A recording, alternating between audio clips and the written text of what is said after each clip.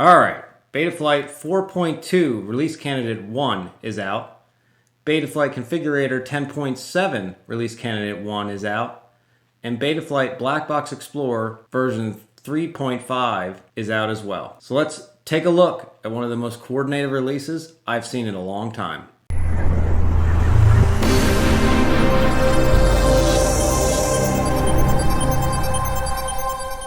But before we get into the video, I want to give my special thanks to all the volunteers who contributed to the Betaflight release, this release and other releases.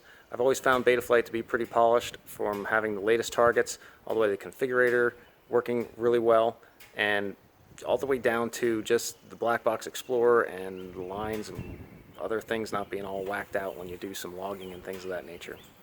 I recognize that's from all your hard work, and I don't take it for granted. So again, thank you. And let's get on to the video. So one of the first things you want to do is download the pre-release of Betaflight 10.7 Configurator. So just go to your favorite web browser, type in Betaflight Configurator, and make sure you're clicking the one that says GitHub Betaflight Release, and that should take you right to the release page of the configurator. From here, scroll down, expand Assets, and then download whichever you want. For most people, I would assume that's Windows, so it would be Win32 right here. Download and install that. Don't worry, when the stable release of the 10.7 configurator comes out, you can just download and install that on top of this configurator. When you're installing the configurator, you don't need to uninstall the old one, just install this on top of whatever configurator you have. Once you have the configurator open, go to the firmware flasher. Make sure you have it set to release and release candidates by showing unstable releases. Pick your flight control board target and go ahead and pick 4.2 RC1. Hit load firmware online and then flash firmware. Then before flashing your board, you want to make sure to back up all the settings on your board. So to do that, we go ahead and connect to the board. We go to the CLI, type in diff all. You can see I just have a default board here, and then you'd hit save to file and save that to your computer, desktop, name it whatever you want. We're not going to go ahead and paste that in. You're going to want to use the defaults and set up your board from scratch the first time. However, it's good to have those as a backup just if you need to go back to them for any reason. Something I like to do as well is just go through each of these big tabs here, the ports tab, the configuration tab, and just take some screenshots of it. Just take a look at it, take a couple screenshots. That's always good. I used to do that for years. The diff all is then kind of technical stuff, whereas the screenshots are pretty simple to look back and, you know, if you need to look at any settings and reset it up. So you can also, with the screenshots, you can use the Betaflight defaults, but then kind of look at what some of the settings you had previous were, whereas the diff all is, you know, the tendency is to paste the whole thing back in, which is, you know, bad juju when you're going from one release to the next. You could have unintended consequences there. Okay, so connecting to the board for the first time after you flash it, you'll notice this new message that you're going to have to calibrate your accelerometer if it's enabled, which it would be from a fresh flash. So there you would just get the quadcopter sitting flat on the desk. You can hit close here and hit calibrate accelerometer, and then that message won't come up anymore. We'll talk about the stuff in Betaflight shortly, but I always love the stuff in the GUI and the configurator. I don't know, it's just a thing for me. So let's see what's new in the configurator from the top down. Ports tab, there's nothing. In the configuration tab, you're going to see here with this configurator and Betaflight 4.2, you can no longer select the gyro sample rate. It's going to give you the native gyro sampling rate. All TDK gyros, which is almost all of them except for the Bosch, run at 8K. That's what the gyro rate's going to be in Betaflight, 8K sampling. If you have a Bosch, this should, I hope, read 3.2. It's kind of unique with Bosch gyro because Radix is the only one that runs those right now, and they run up their own target, so I'm not exactly sure how that will look, but the underlying code in 4.2 was changed so that the gyro sampling rate in the firmware is the native gyro sampling rate of the gyro chip itself, and there's no selection there anymore. So that's really been simplified. It's taken that out of the equation. The next thing you'll notice down here is if you're a GPS user, you can use the Gallio system, which I'm assuming is a coordinate system. So if you check this on, it replaces the Japanese system with the Gallio system, which I guess is a European system. So if you're in Europe, that's something new. Also, this option here where your home point is only set after you first plug the battery in and the first time you arm. That sets your home point. And then, so say you're way out and you hit a tree or something and you disarm and rearm, it's not going to set your home point at that spot out there. It's going to use the initial one that you set only the first time after you plug in the battery and the first time you arm. That's your home point, and that's it for the entire flight until you power cycle again. So that's a nice little option there if you don't want to have any rearm or like turtle mode kind of things. If you have a GPS on but you crash and flip over and then you rearm now, well, that's technically your new home point, but not with this selected anymore, because your first point that you armed would be your home point. So that's pretty cool. Nothing new in the power and battery. Under failsafe now, we have some new options here. Again, GPS. You have the ascent rate, the descent rate. These were always in the CLI, I believe. And also now you have the allow arming without fixed GPS. So this is nice if you're getting a longer lock times. You can go ahead and click that on. GPS rescue won't work with that on, so it kind of disables it. But if you have a GPS on there and you're just kind of flying locally and you're not worried about going out long range, you can maybe toggle that before you go to the field. You don't have to worry about the GPS getting a coordination or a signal. I know I use that. Like if I have this quad here, I'm going to do some long range on it, I'll uncheck that, go do my thing. If I'm going to just be doing some tests and PIDs and stuff like that in the field, I'll check that and then I don't have to worry about the GPS doing its locking and all that kind of jazz. Under the PID tuning tab, we have a couple of new things here. We have the dynamic idle value is right here. So check that out. Go, if you highlight over here and go click on here, it goes right to the wiki where it talks you all about dynamic idle. And that's a feature. It's been in Betaflight for a while, but not a lot of attention's been paid to it. Now it's probably on the GUI. People look at it a little bit more and get that set up. Also down here, motor output limits are right here at your fingertips. You can set the cell count here as well. So cell count for each of the different profiles. So you can have a 6S profile, a 4S profile. So profile 1 here could be 6S profile. Profile 2 could be a 4S profile, so on and so forth. And then you have your motor output limit right here for the different profiles. The other big thing that's been changed on here is that the slider, the PD balance slider, is been inverted, works in reverse. So before, when you increase the PD value here and made the slider higher, it held the D term gains and pushed up the PID gains. Honestly, that's how I like it. It was that way because of me, but more people liked it the other way, so I got outvoted. And now it holds the P gains, which is the more classic tuning approach. And as you increase the PD balance, it actually holds the P gains and increases the D gains. So obviously if D min is off, it's just doing the D. If D min is on, it's doing the D min and D max. That's also another awesome change as well. D min and D max. So if you notice when D min is disabled, this is just the D term, proportional, integral, derivative, PI and D. This is the D term, that's it.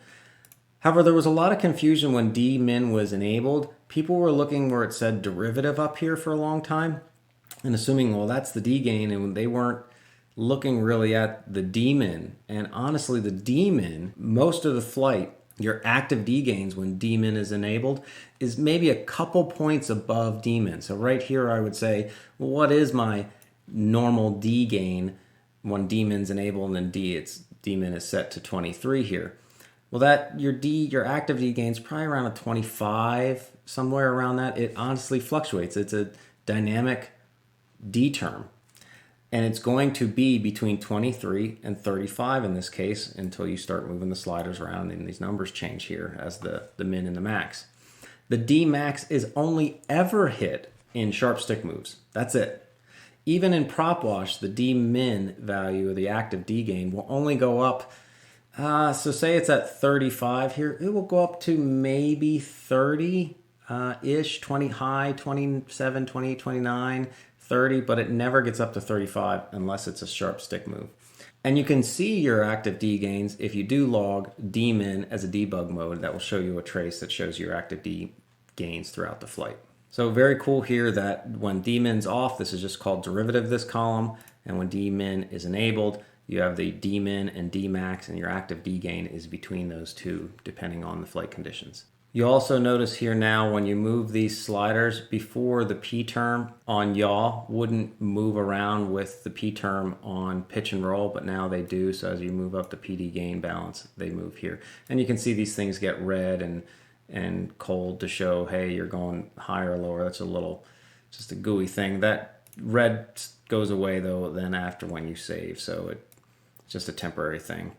In the rate settings tab, you actually have the rate types now right here at your fingertips. So you hit those drop downs. So we have Betaflight, Raceflight, KISS, Actual, and Quick Rates. Betaflight obviously is the classic we're all used to. Obviously click into Raceflight. You can, if you're coming from Raceflight or use Raceflight a lot or Flauco X, you can punch those into here and you have the same rates on both firmwares. Same thing with KISS, of course. If you're coming from KISS or have some KISS quads and you want to have all the rates the same, you can use KISS on your Betaflight here. I've switched over to actual rate, which I really like because with actual rates, you just type in your max rate. You know, with Betaflight rates, I was always typing in a combination of stuff and then your max rate, it would fluctuate a lot of times in the different versions of the configurators for some reason. I never understood why, but it was close enough. I'd get like 1,000, 20, 1,030, somewhere around there. I was really always just shooting for a nice even 1,000 max just to have some consistent max rate that I get used to. So with actual rates, you just type that in. And so now I've switched over to 1,000, 1,700. And then based on the curve sensitivity here, you can just move that number around to get the expo or whatnot that you're looking for in your feel, and just tweak that out however you prefer. Quick rates is similar to actual rates where you set in your max rates here, but then you have the classic RC rate and expo here, and it's not just the column names, just how the curve works is more closely related to the classic Betaflight curve. So between actual rate and quick rates, you're both typing in the max deflection, and then you're just tweaking out the curve and the expo portions to your liking. And nothing has changed in the filter settings tab. In the receivers tab here, there's a new selection for the derivative filter type. Instead of just it being set to the default of biquad, now it's the default of auto, and auto will select between PT1 and biquad. PT1 obviously has less delay on smoothing out the RC signal, but in some situations biquad may be needed. I don't exactly know what the auto algorithm does yet to make the decision between the two, but the default's auto, and the recommendation is to keep that for now. I'll have to look into that a little bit and get back to everybody on it. I did miss, if you have an SPI receiver that supports binding, like Betaflight can trigger it to bind. If you have that set up and selected correctly, then when you go into your receivers tab, you'll see this bind receiver button. So you can just come in here, hit bind receiver, trigger your radio to bind, and bind it up. You don't have to press buttons or go into the CLI or any of that stuff anymore. There's a whole bunch of new OSD elements. I'll make a link to the video I did on Betaflight 4.2 kind of sneak peek a couple months ago up in the upper right. Check that out. In 4.2, you have the availability to have your custom logo come up when you arm the craft as well. You would do that by making a custom logo, and then you can upload that in the fonts manager. For some reason on 10.7 right now, I can't click on the font manager button, so I don't know if that's a bug or something, but that is a new feature in 4.2.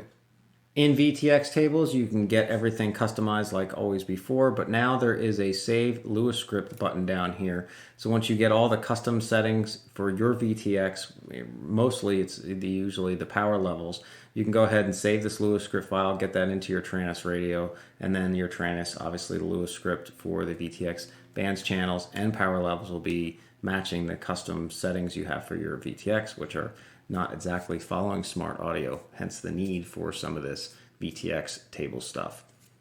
So that about sums it up for the Betaflight 10.7 configurator changes. Let's talk about Betaflight 4.2.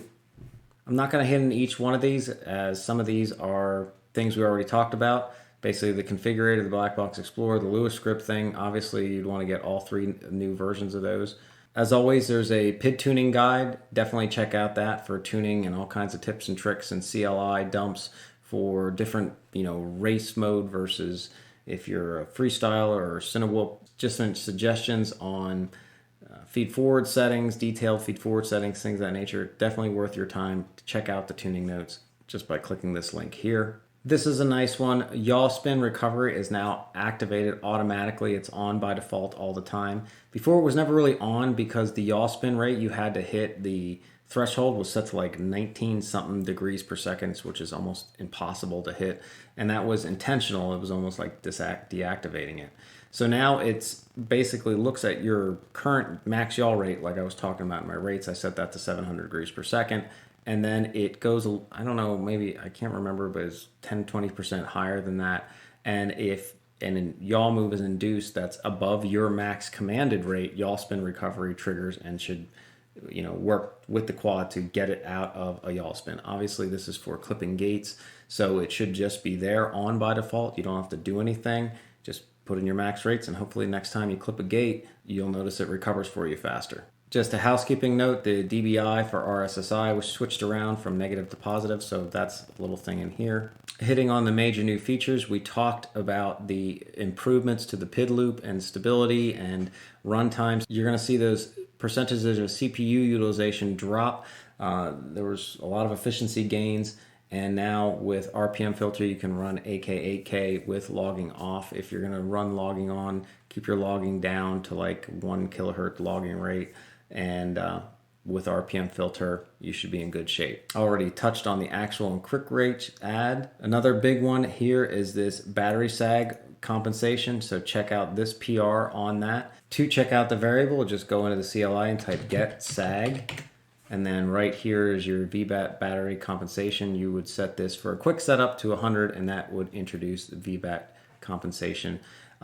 With this, you don't want to use PID compensation under the PIDs tab for VBatt stuff, so make sure that's turned off, and you would just use this. This is going to compensate your throttle as well, which is the major difference between just the old PID compensation for battery voltage versus this new sag compensation as that throttle adjustment that it's going to do. I'm not going to go into all the details, just click on the PR there that showed in the link, and then you can come down to the explanation down here and check it out. NFE mode is another thing you can introduce into the by going to the CLI. That just basically gives you angle mode on roll, but no angle mode on pitch, and that's for whoop racing. So if you don't want to have to keep the stick constantly pushed forward in whoop racing, but you do want it angle mode to return you to center when you go back to stick center, you can turn on the NFE mode. Again, click the PR for an explanation on that.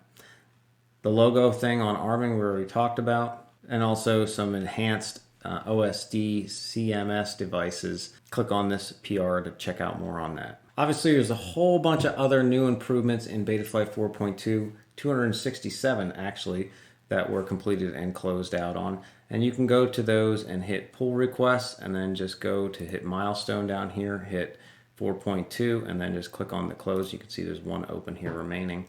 And some of the things that I covered in that other video, you can, again, I'll link that to the upper right, is the Expo on the D-term filter, which I believe is enabled by default now, so you'll see that. There was also a bunch of improvements to Feed Forward 2.0, so we had the Feed Forward 2.0, which there was improvements like Feed Forward Boost, Feed Forward Limit, things of that nature, but then there was additional improvements on top of the 4.1 improvements to Feed Forward, so now you got, I guess, Feed Forward 3.0 or maybe Feed Forward 2.1.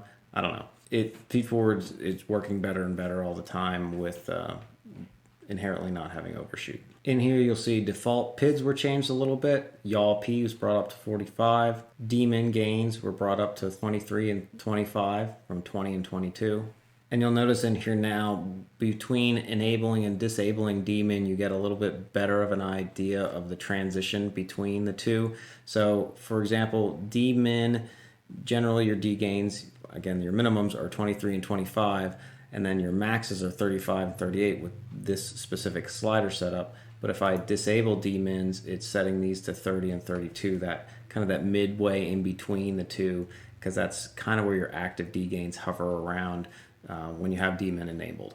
You'll see the iTerm relax cutoff was reduced from 20 to 15, so that's a pretty good change. I usually bring that down to about 10 for freestyle, and I do leave it now at set point mode, so I just tweak that from 20 down to 10, or now it's going to be 15, and maybe I'll try just 15, so that default was brought down a little bit. I think that is a good revision. Ooh, and this is a nice one. I didn't know Chris Thompson snuck this in here. This change of iTerm windup to be on yaw only. So in many scenarios, when you're doing a quick yaw move, the two factors on yaw control are P and I gain. You can see feed forward or D gains are set to 0, and there is some feed forward there as well to help P push things along. But iTerm plays a major role, and yaw is really bad on authority because it's not a thrust vector. So iTerm seems to always build, and you can't use iTerm relax down here. If you set this to roll, pitch, and yaw, it's going to really castrate your yaw moves. You can check it out yourself. So sometimes you'll get some iTerm bounce back yet because it winds up a little bit too much. Well, you can go into your CLI. This variable was always there before, but you can type in get wind up and set this iTerm wind up to something different. Basically, this means at 100 that if one motor commands at 100 and one's at 0, then it will activate and stop the I term from winding up. Whereas if you set this down to 30, if there's a differential between the percentage of motor commands of 30, so if one's at 60 and one's at 30, that's a 30 differential, then it will lock out I term from winding up or continue to accumulate. There's many cases where if you have a 7-inch or 6-inch or something larger where you're going to still get yaw bounce back, go into iTerm windup and go ahead and bring that down to 30 and see if that fixes your problem. I think I covered the rest of these in my last video about the little roundup of new features in Betaflight 4.2, so go ahead and do check that out. If you are thinking about updating to Betaflight 4.2, just remember this is current early release candidate, so you are a tester. If you notice things are wrong, be cautious with it, everything like that. And if you notice things are wrong, go ahead and report those as an issue. You go to the Betaflight GitHub, go to issues right here, and then you just add a new issue post. You'd look for it first to see if somebody else already reported it. And if not, you go ahead and report it yourself. But with the release candidates in mind, that's the intent, to get it out there in a broader base of users. By and large, you know, the test group have flown it. I've been flying it for a while now. It seems fine to me. There's no problems I've noticed. But if you notice anything in a larger base of users, you know, to get those reported, to get any of the little things worked out, and then for the stable release, it's kind of that next level. Doesn't mean the stable release there's actually nothing ever wrong. There's always some sort of issues. It's kind of like Microsoft. I mean, you still get Windows 10 updates all the time, right? So same thing. You're always finding something. I hope this helps you understand some of the new things in the configurator and within 4.2. Thanks, everybody.